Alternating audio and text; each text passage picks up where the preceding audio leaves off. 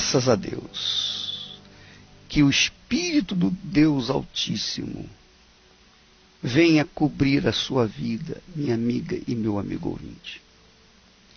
Cobri-la da sua graça, da sua misericórdia, do seu poder, para eliminar as dúvidas, os medos, as preocupações, para eliminar as doenças, as enfermidades, para dar sabedoria para que você venha resolver os seus problemas.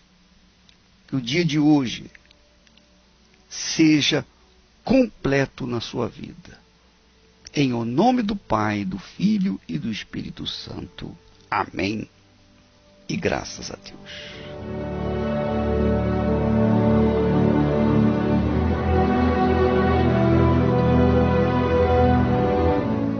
Pois é, minha amiga, meu amigo, nós estamos falando sobre como ouvir a voz de Deus. Como ouvir a voz de Deus? Porque Deus é espírito. Se ele é espírito, a sua voz é espiritual, estritamente espiritual.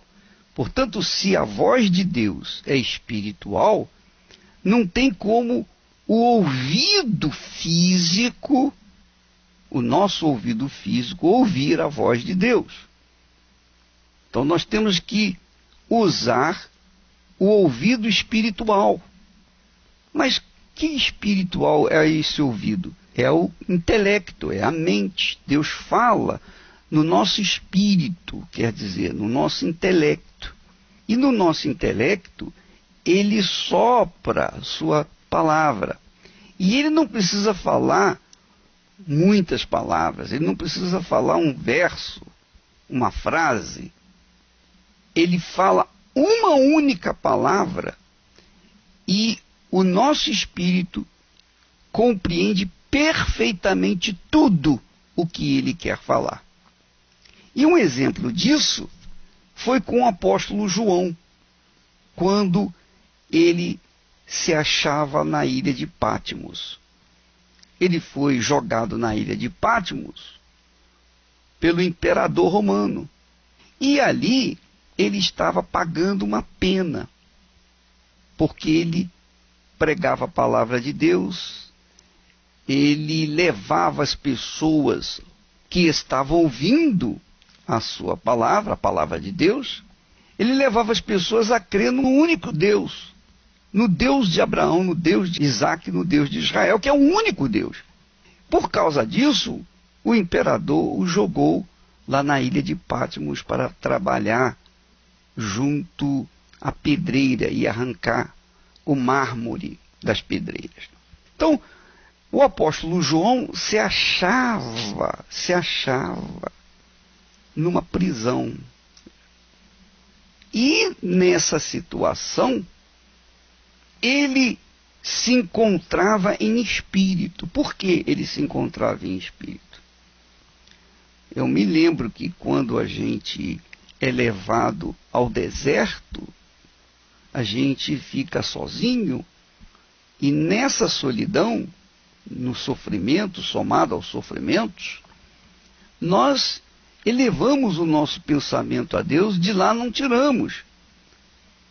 E ficamos perguntando, porque a situação é crítica, nós ficamos perguntando, meu Deus, mas por quê? Por que o Senhor me trouxe para cá? Por que está acontecendo tantas injustiças? Por que isso? Por que aquilo? Por que aquilo outro? Por que tanta aflição? Por que tanta angústia? Por que tanta tribulação? E vem aquelas perguntas e mais perguntas. E isso obriga a nossa mente viajar até a Deus, viajar ao trono do Altíssimo. Isso obriga a nossa mente a estar em espírito. E foi isso que aconteceu com João, o apóstolo João. Porque ele estava em espírito, viajando com os pensamentos de Deus, pensando, meditando nas palavras de Jesus, meditando no Velho Testamento, nas profecias e etc. Então, foi que Deus revelou o Senhor Jesus revelou para João o Apocalipse. Então o Apocalipse foi dado para alguém que estava em espírito, que se achava em espírito, quer dizer, estava em condições de receber a palavra de Deus. Quer dizer, Deus fala com a gente quando a gente está em espírito, quando a gente está pensando nas coisas espirituais. Então, quando você vem na igreja, você ouve a palavra, o ensinamento da palavra, você ouve a pregação, você canta, você adora a Deus, você ora, não é?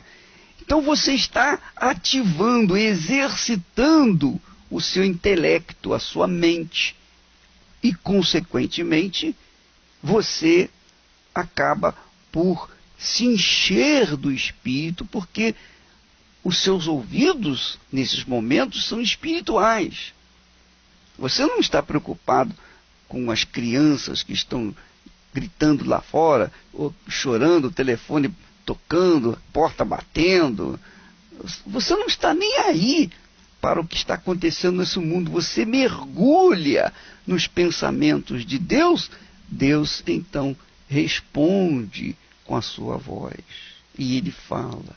Aí, então, você começa a ter ideias, pensamentos.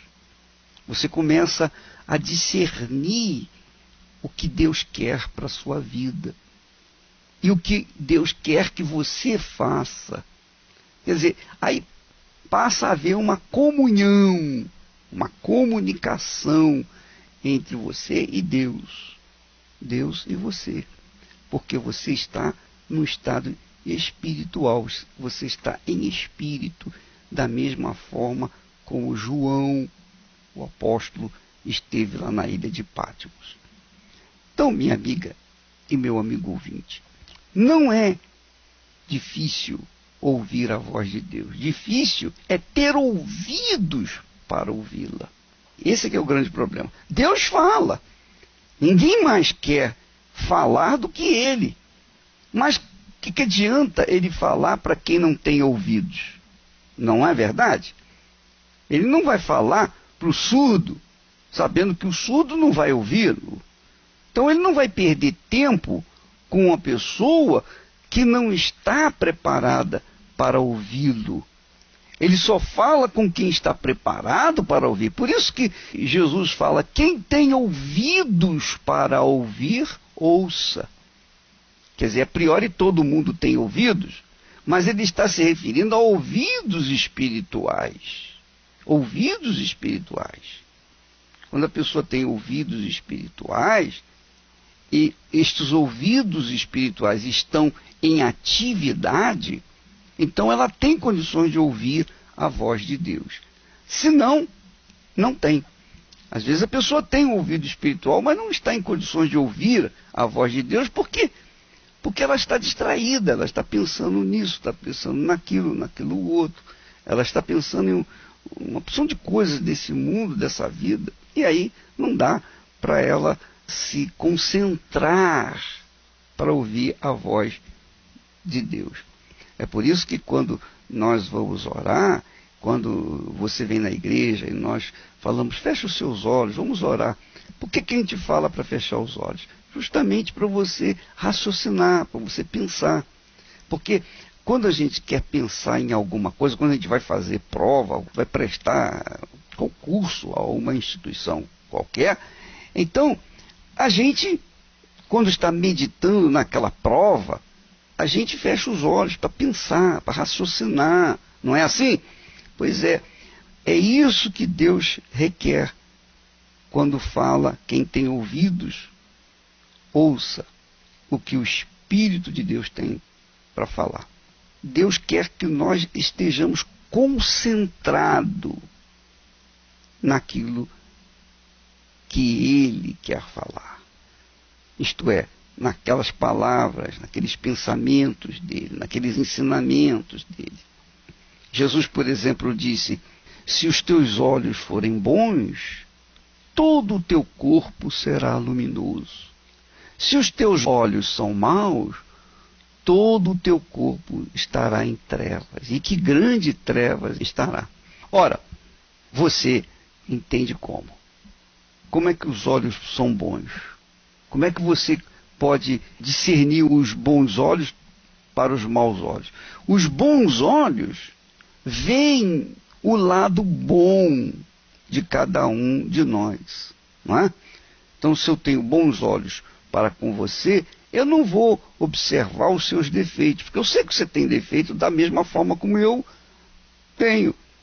Mas se eu tenho bons olhos, eu vou olhar o seu lado bom, eu vou olhar o seu lado positivo, eu vou olhar as suas virtudes, não os seus defeitos. Agora, se eu tenho olhos maus para com você, então eu vou olhar você pelo lado mau. Eu vou olhar o seu lado mau, seus defeitos. Vou olhar os seus erros, vou apontar os seus erros. Enfim, nós temos que ter olhos bons para com todos. E isso faz-nos evitar cair naquele espírito de malícia, ou sermos envolvidos pela malícia, que cancela a fé, neutraliza a fé. Então você está me ouvindo nesse momento e você quer ajudar uma pessoa, mas se você está olhando o lado mal dessa pessoa, então você não pode ajudá-la, porque você está olhando com os olhos maus. É melhor você não falar nada com ela. Porque se você falar alguma coisa, você vai mencionar o lado mal dela. E aí vai criar mais atritos ainda. Então, quando nós temos ouvidos espirituais, a gente compreende bem a palavra de Deus. A gente entende o que Deus quer falar. Porque Jesus falou, se vocês tiverem bons olhos, todo o seu corpo estará em luz. Você estará em luz. Mas se os seus olhos são maus, o seu corpo estará em trevas. Quer dizer, se a pessoa olha com maus olhos, ela estará em trevas. Então, às vezes, a pessoa quer ajudar a outra, mas não pode ajudar porque ela está em trevas, ela só fica olhando com maus olhos. Então, a gente tem que definir o que é espiritual e o que é carnal. Carnal não diz respeito à carne física, simplesmente. Carnal diz respeito ao nosso eu, à nossa inclinação maligna. Carnal diz respeito à nossa vontade, aos nossos desejos, ao nosso coração mentiroso, enganador, corrupto. É isso que diz respeito à carne. Mas quando fala em espírito, quando fala ouvir a voz de Deus, ter ouvidos espirituais, está se falando da parte intelectual, da parte do intelecto, da parte da razão, do pensamento. Porque é ali que Deus fala. É simples você entender. Por exemplo, quando uma pessoa quer ter uma formação profissional, quer estudar, quer ser um profissional, seja médico, seja engenheiro, seja professor, seja lá o que for, essa pessoa vai para uma faculdade. E lá na faculdade, ela não usa o coração, ela não usa o sentimento, ela não usa a emoção. Ela usa apenas o espírito, ela usa a razão, a capacidade que ela tem para absorver o ensinamento e colocá-lo em prática para que venha, então, ter o sucesso. Ora, com Deus é a mesma coisa. Para você ouvir a voz de Deus, você não pode ter paixão envolvendo isso, não pode ter sentimento. Não pode ter olhos ou ouvidos emotivos, sensacionalistas. Não, tem que haver aquela razão, pensar, raciocinar, pesar as coisas, e tudo com justiça, tudo dentro dos conformes da palavra de Deus. Então, minha amiga, meu amigo ouvinte, É isso que a gente aprende na Igreja Universal do Reino de Deus. A gente aprende a colocar a fé inteligente em prática. E o resultado não é outro senão o sucesso. Não é outro senão a conquista. Porque temos que colocar a nossa fé apoiada na palavra de Deus, no pensamento de Deus. E, para tanto, a gente tem que estar com a mente, o intelecto, a razão, voltados para os pensamentos de Deus. Estou aqui agora para fazer prova com Deus. Quem usa a fé faz a hora, determina o que é ser.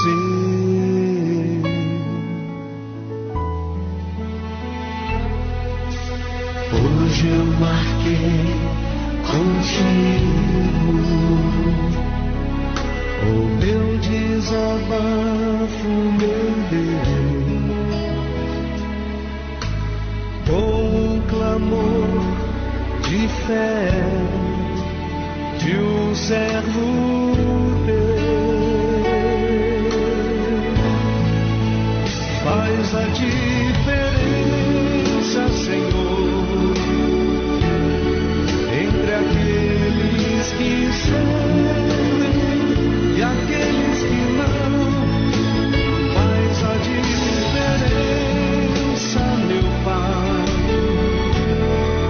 dos que depositam seu tudo no altar, dos que nem lembram da tua existência, daqueles que têm esperança em ti, dos que te honram na tua presença. Faz a diferença.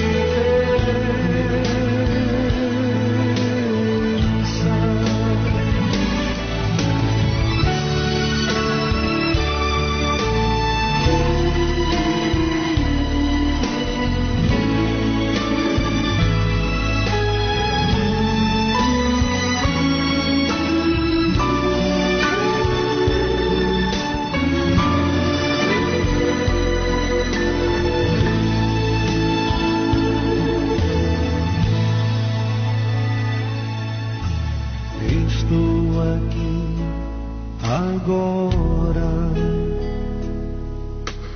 para fazer prova com Deus.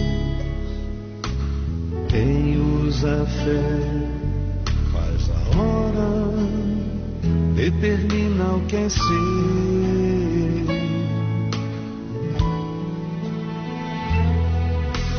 Hoje eu marquei contigo o meu desabafo, meu Deus, com um clamor de fé de um servo teu. Faz a diferença, Senhor, entre aqueles que servem e aqueles que não. Faz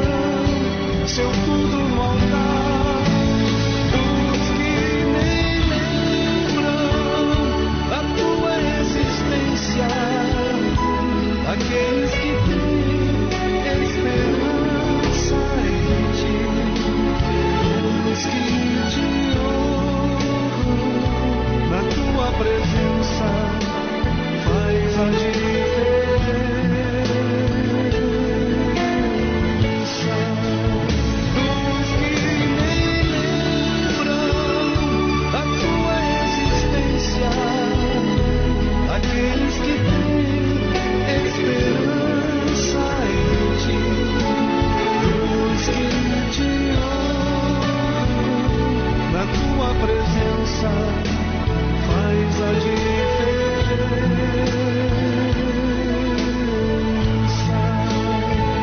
Os que te honram, na tua presença faz a diferença.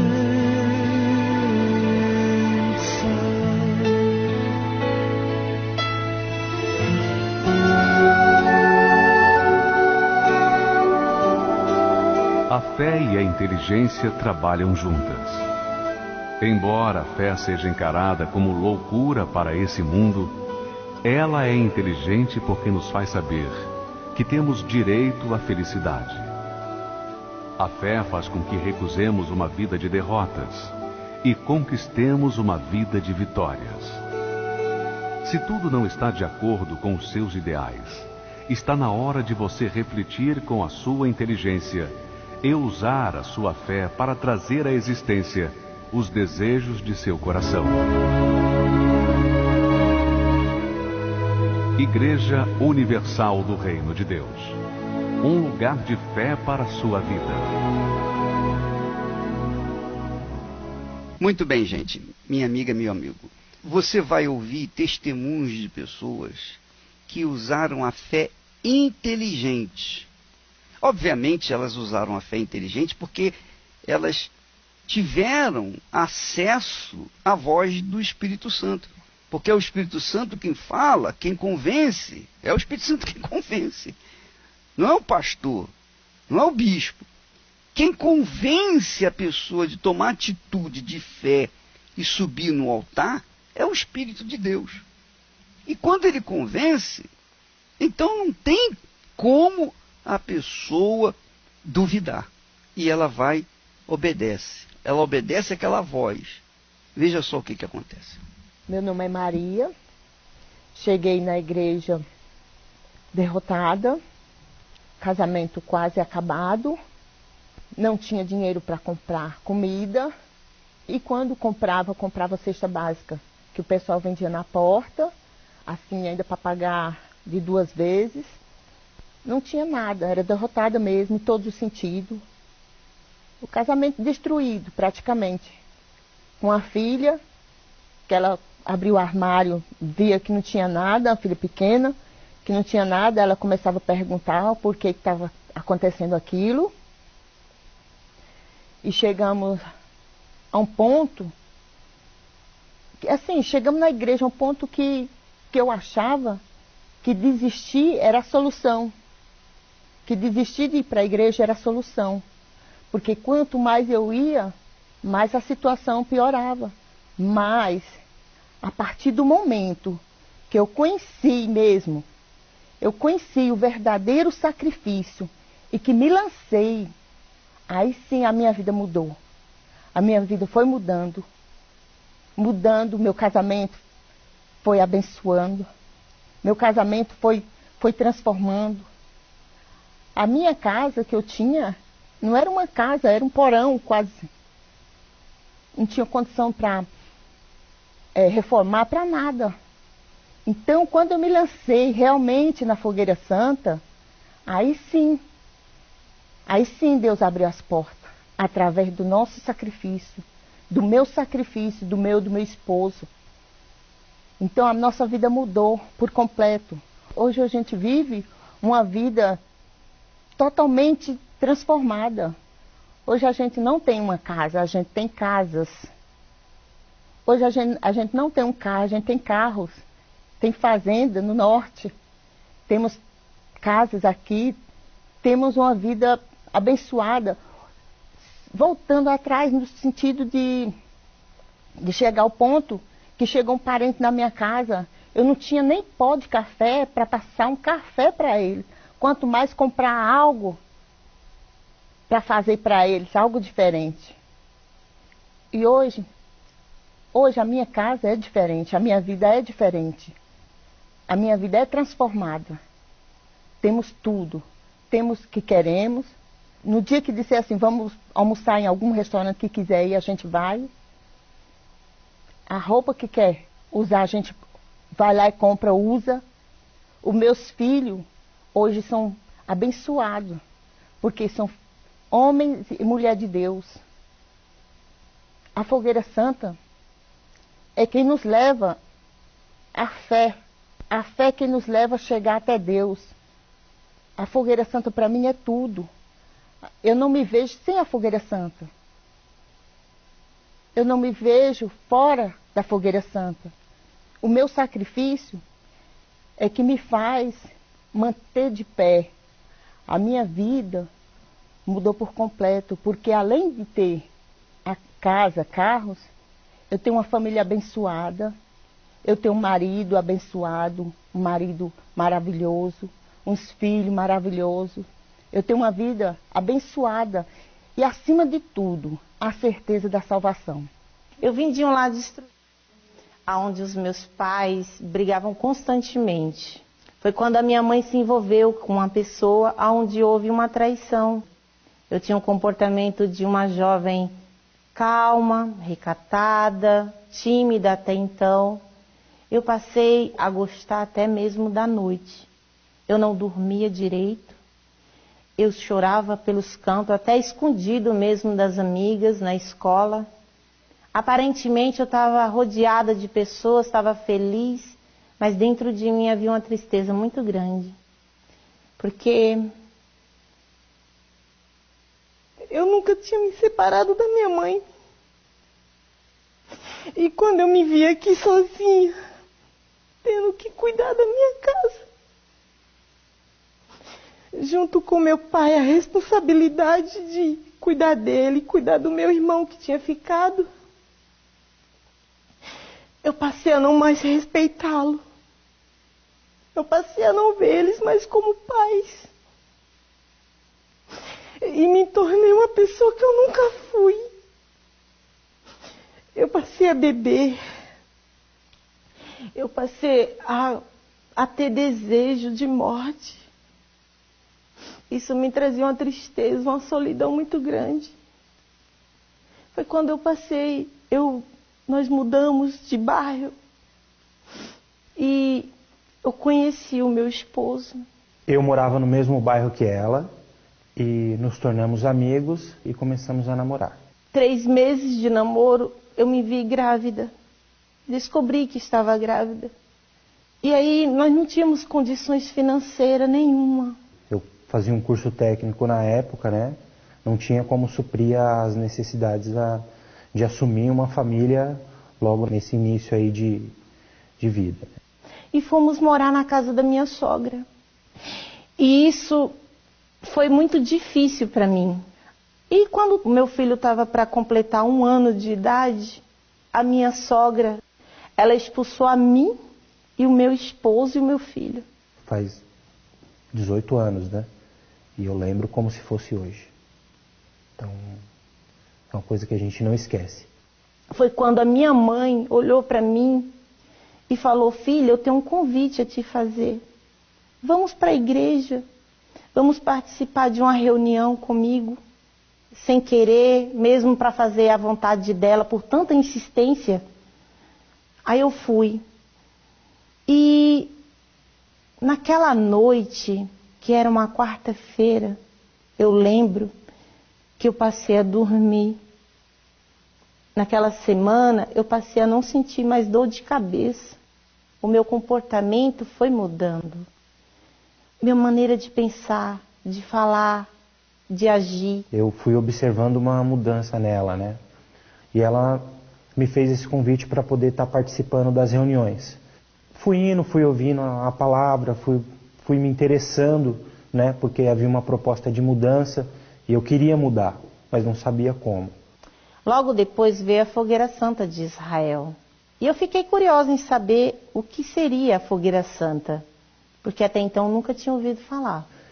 Eu vi ali uma oportunidade, né? Uma chance de manifestar a minha fé e fazer a coisa certa. Não foi o pastor que me pediu, não foi ninguém.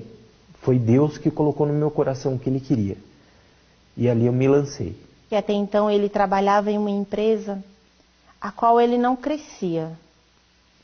Mas Deus deu a visão, a direção, para que abríssemos a nossa própria empresa. E com menos de 6 meses, esse ambiente estava pequeno, né? E compramos um terreno, onde construímos a nossa sede própria. Aí a partir daí que a empresa foi prosperando, a nossa vida também, pessoal, também foi mudando. Nós construímos uma casa que era a casa dos nossos sonhos. Uma casa boa, confortável, com piscina, com área de lazer. Um conforto, o qual nós nunca, nem eu e nem ele, tivemos na nossa infância. Hoje podemos proporcionar para os nossos filhos. Lógico, nada veio da noite para o dia. Nada foi como um filme. É de fé em fé, de degrau em degrau. Eu fui conquistando essa família.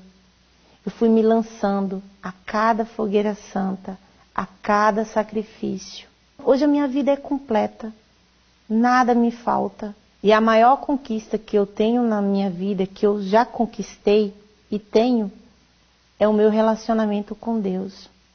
É a certeza de uma vida eterna, a alegria de viver.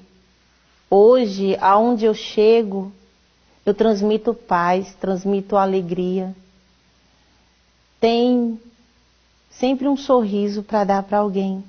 E hoje eu tenho a certeza de que tudo que eu tenho e que sou é devido à obediência no altar de Deus. Você vê que a obediência à palavra de Deus, a subida no altar de Deus. O altar representa Deus, simboliza Deus.